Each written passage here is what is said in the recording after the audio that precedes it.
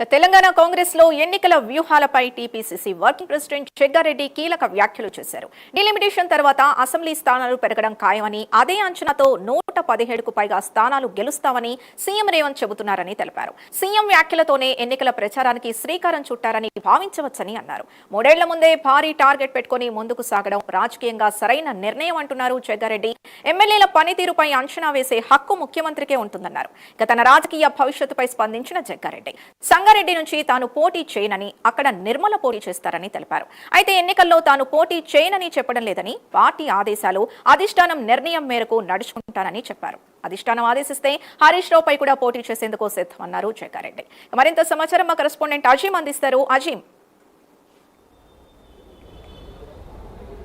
గాంధీ భవన్లో TPCC working president మీడియాతో chit-chat చేస్తూ పలు ఆసక్తికరమైనటువంటి వ్యాఖ్యలు చేశారు. సీఎం రేవంత్ రెడ్డి నిన్న ఏదైతే రైతు ఆశీర్వాద సభలో మాట్లాడుతూ 117 స్థానాలు గెలుస్తామని చెప్పి చేసినటువంటి కామెంట్పై ఏదైతే ఈరోజు జగ్గారెడ్డి చిట్చాట్ చేస్తూ మీడియాతో మాట్లాడుతూ ఆ వ్యూహం చాలా మంచిదని చెప్పి కూడా, ఎందుకంటే ఇంకా 2.5 ఏళ్ల ముందే ఖచ్చితంగా డీలిమిటేషన్ అవుతుందని తెలిసే ముఖ్యమంత్రి ఇలాంటి వ్యాఖ్యలు చేశారు. 117 స్థానాలు గెలుస్తారని చెప్పి మాట్లాడారు. కాబట్టి ఇది ఒక పాజిటివ్గా ముందుకు వెళ్తుంది. సో రాజకీయాలకు అలాగే ఎన్నికల వ్యూహాలకు ఖచ్చితంగా పనికొస్తుంది. అటు ప్రజల్లో, కార్యకర్తల్లో, కాంగ్రెస్ పార్టీకి సంబంధించిన కార్యకర్తల్లో, నాయకులు ఒక బూస్టప్గా పనికొస్తుందని చెప్పి కూడా జగ్గారెడ్డి ఏదైతే మాట్లాడారో, సో సీఎం కామెంట్స్ని చాలా పాజిటివ్గా చూడాలి. ఖచ్చితంగా డీలిమిటేషన్ అవుతుంది, 117 స్థానాలు గెలుస్తామని చెప్పి ముందస్తుగానే గ్రహించి ఎన్నికలకు సంబంధించినటువంటి అంశంపై ముందుగానే వ్యూహాలు రచించుకుంటూ, ప్రణాళిక వేసుకుంటూ ముందుకు వెళ్ళడం అనేది చాలా మంచి పద్ధతి అని చెప్పి కూడా ఏదైతే జగ్గారెడ్డి మాట్లాడడం జరిగింది. ఇక దీంతోపాటు జగ్గారెడ్డి తన సొంత రాజకీయ జీవితంపై కూడా పలు ఆసక్తికరమైనటువంటి వ్యాఖ్యలు చేశారు. గతం నుంచి కూడా కొన్ని రోజుల నుంచి కూడా జగ్గారెడ్డి ఒక మాట చెప్తూ వస్తున్నారు. సంగారెడ్డి నియోజకవర్గం నుంచి నేను పోటీ చేయడం లేదు,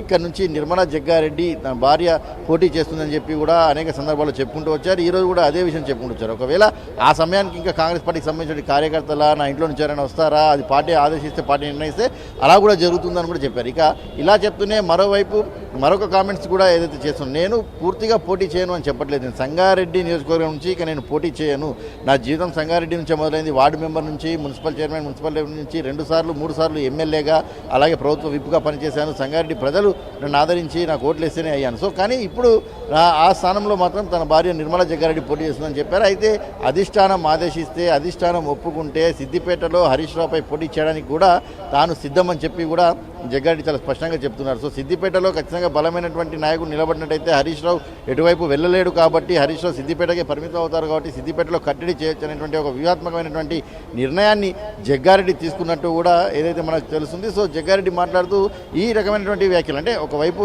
సంగారెడ్డి నియోజకవర్గంలో పోటీ చేయనని చెప్పుకుంటూనే అధిష్టానం ఎక్కడ ఆదేశించినా పోటీ చేయడానికి సిద్ధమని కూడా చెప్పుకుంటూ వచ్చారు. అది కూడా అధిష్టానం ఆదేశించి ఒప్పుకుంటేనే చేస్తాను, లేదా వేరే చోట ఎక్కడ పోటీ చేయమన్నా కానీ చేయడానికి కూడా తాను సిద్ధంగానే ఉన్నానన్నట్టు కూడా చెప్తున్నారు. సో ఓవరాల్గా అయితే డీలిమిటేషన్ జరుగుతుంది.